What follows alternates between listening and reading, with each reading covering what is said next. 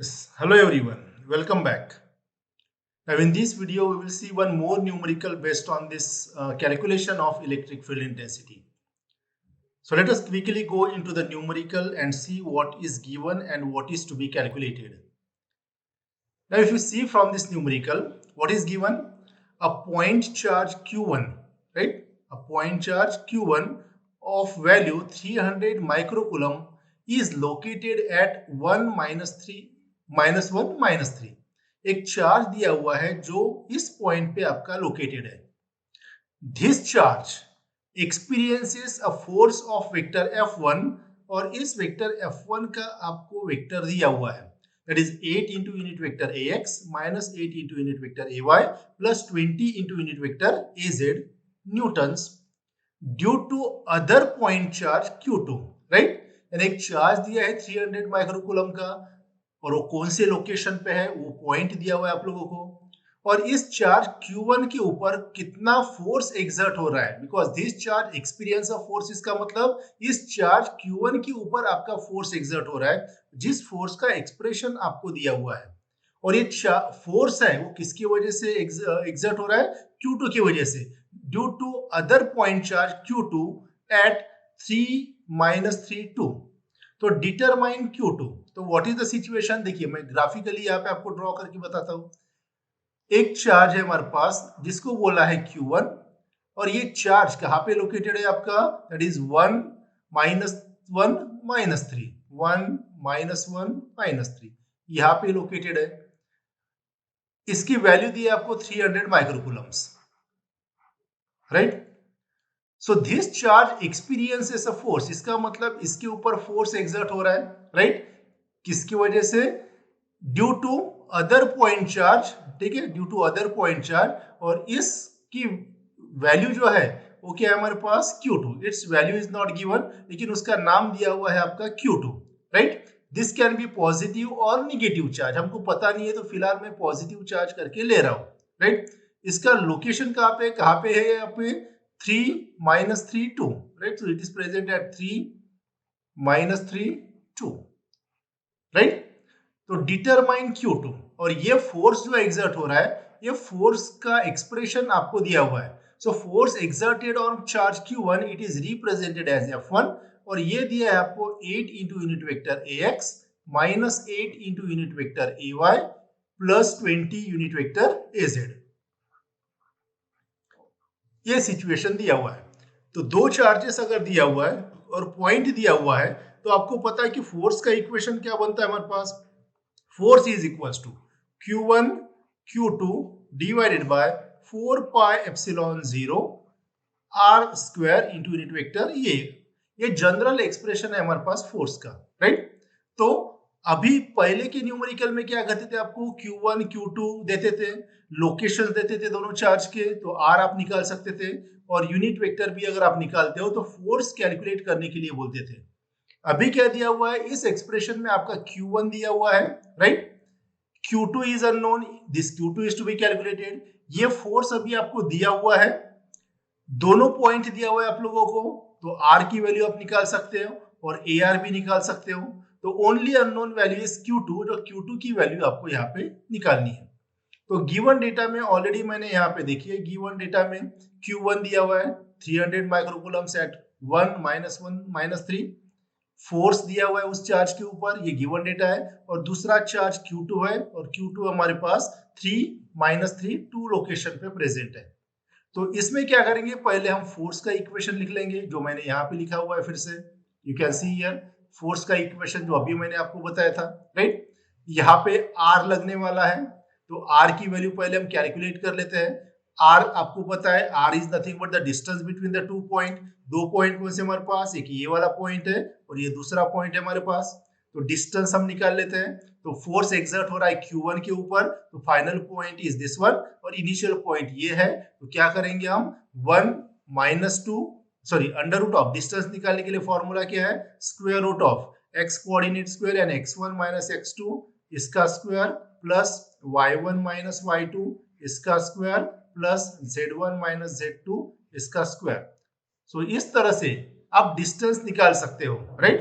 तो x1 इस case में क्या हो जाएगा? x1 will be 3 right, sorry x1 will be 1 and x2 will be 3, तो 1 माइनस 3 उसका whole square plus -1 minus of -3 यानी वो जाएगा -1 प्लस 3 उसका स्क्वायर प्लस -3 -2 उसका स्क्वायर। तो ये वैल्यू हमने यहाँ पे कैलकुलेट किया, you can see here and you will get under root of 33. You can also calculate this value under root of 33, time being के लिए मैं यहाँ पे रख देता हूँ, ठीक है। और यूनिट वेक्टर कैसे मिलेगा आपको? Unit vector will be directed from, कहां से कहां डायरेक्टेड रहेगा? That will be directed from charge Q2 towards charge Q1। तो क्या कर लेते हैं हम यहाँ पे, इसका पहले हम वेक्टर लिखते हैं इन दोनों बीच में, और वेक्टर कहां से कहां लिखेंगे? Q2 to Q1। तो again final point will be 1 minus 1 3 and initial point will be 3 minus 3 2। तो वेक्टर लिखने के लिए क्या करेंगे अभी हम?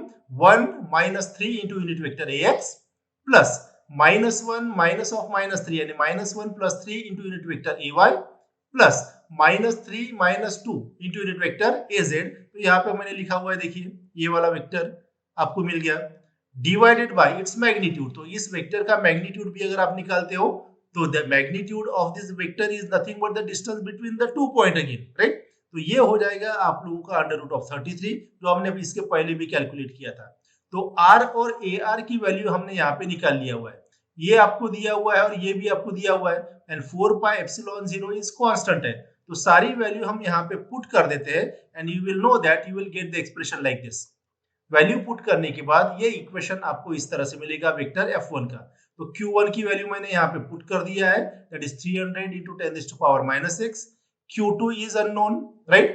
Then divided by 4 pi epsilon 0, epsilon 0 की value 8.854 into 10 to the power -12, under root of 33 का स्क्वायर, ठीक है, अंडर रूट ऑफ 33 का स्क्वायर हो जाएगा। इसको आपको दो पार्ट में स्प्लिट अप करना है, एक अंडर रूट ऑफ 33 इस तरह से, ये हो जाएगा हमारे पास आर स्क्वायर, राइट? जो यहाँ पे फॉर्मूले में देखिए, फॉर्मूले में क्या है हमारे पास? आर स्क्वायर है, राइट? आर स्क्वायर तो अंडर रूट ऑफ 33 स्क्वायर यानी हो जाएगा 33, और जो ये हमारे पास यूनिट वेक्टर में अंडर रूट ऑफ 33 है, राइट, वो मैंने इसके साथ कंबाइन कर दिया, ठीक है। तो ये हो जाएगा 3 यानी इस तरह से, that is under root of, you can write down under root of 33 square, और यूनिट वेक्टर का एक डिनोमिनेटर में अंडर रूट ऑफ 33 था, तो ये कितना हो जाएगा? 33 इंटू अंडर रूट ऑफ 33। तो इसको किस तरह से लिख सकते हैं हम? दैट इज 33, ठीक है, ये 1 इसका power multiplied by 33 to the power half, तो ये कितना हो जाएगा हमारे पास? 33 to the power 3/2, like this, ठीक है। तो ये यहाँ पे लिखा है मैंने, राइट? और ये वेक्टर आपका यूनिट वेक्टर का है, तो you can put the value, you will get this expression. Now later on what we will do here, थोड़ा सा कैलकुलेशन करता और सिंप्लीफाई कर लेते हैं यहाँ पे, राइट? ये जो 300 इंटू 10 टू पावर -6 और ये वाला जो फैक्टर है, ये फैक्टर मैंने कैलकुलेट किया हुआ है, और ये आया हुआ है हमारे पास 2700 into 10 to power 3। Q2 already है, ये वेक्टर जैसे कि वैसा, और 33 to the power 3 to the power 2 को मैंने फिर से सेपरेट कर लिया और इस तरह से लिख दिया है for simplification, right? You can do the calculation according to your own, आपको जैसे जमता है वैसे कैलकुलेशन करना है, राइट? उसके बाद में ये वेक्टर f1 आपको दिया हुआ है, राइट? वेक्टर f1 आपको दिया है 8 into unit vector ax minus 8 into unit vector ay plus 20 into unit vector az, ये दिया हुआ है। तो ये इक्वेशन क्या कर देता हूं मैं, यहाँ पे रख देता हूं। यहाँ रखने के बाद ये इक्वेशन आपको इस तरह से मिल गया है, right? You can see here, ये इक्वेशन आपको इस तरह से मिल गया। तो यहाँ पे अननोन कौन सा है हमारे पास? Q2 है। तो Q2 अननोन है, तो Q2 की वैल्यू आप निकाल सकते हो, लेकिन यहाँ पे अगर आप देखोगे सिर्फ Q2 निकालने जाओगे तो ये वेक्टर्स को आपको डिवाइड करना पड़ेगा। तो इसमें हम किस तरह से करेंगे, देखिए, अभी ये वेक्टर अगर है और ये वेक्टर, दोनों के बीच में रिलेशनशिप देखिए क्या है। यहां से मैं -4 कॉमन निकाल सकता हूँ, देखिए इस वेक्टर से मैं -4 कॉमन निकाल लेता हूँ। तो -4 अगर कॉमन निकालते हैं तो यहाँ पे क्या मिलेगा? -2 into unit vector ax, then +2 into unit vector ay plus 5 into unit vector az, right? Not plus, it will be minus, right? It will be minus। तो इसको अगर आप सिंप्लीफाई करते हो तो ये वेक्टर आपको मिल जाएगा। मैंने ऐसे क्यों किया? क्योंकि देखिए राइट हैंड साइड में भी ये -2 इंटू यूनिट वेक्टर ax है, +2 इंटू यूनिट वेक्टर ay है, -5 इंटू यूनिट वेक्टर az है। थोड़ा सा दिमाग आपके जगह पे अगर रखते हो तो आपके कुछ टर्म कैंसिल हो जाएंगे। तो क्या करते हैं, लेफ्ट हैंड साइड को ये वाला टर्म कंसीडर करें तो ये लेफ्ट हैंड साइड और ये राइट हैंड साइड क्या हो जाएगा हमारे पास, कैंसिल हो जाएगा। तो लेफ्ट हैंड साइड में क्या बचेगा, -4, देखिए यहाँ से -4, 33 into under root of 33 left hand side में लेके आया मैं, और राइट हैंड साइड में क्या बचेगा अभी हमारे पास 2700 इंटू 10⁻³ मल्टीप्लाइड बाई Q2। तो इसके ऊपर से Q2 की वैल्यू अगर मैं निकालता हूं तो आपको मिल जाएगा -280.84 इंटू 10⁻⁻6, या you can write down -280.84 microcoulombs, and this charge is the negative charge, right? तो in this way we have found out the value of Q2. Hope आप लोगों को समझ में आया होगा। सिंपली वेक्टर F में सारे पैरामीटर्स आपको रख देने हैं और कैलकुलेशंस आपको सिंपली करना है, राइट? सो उस केस में आपको Q2 मिल जाएगा। So that's all for this video, thank you very much.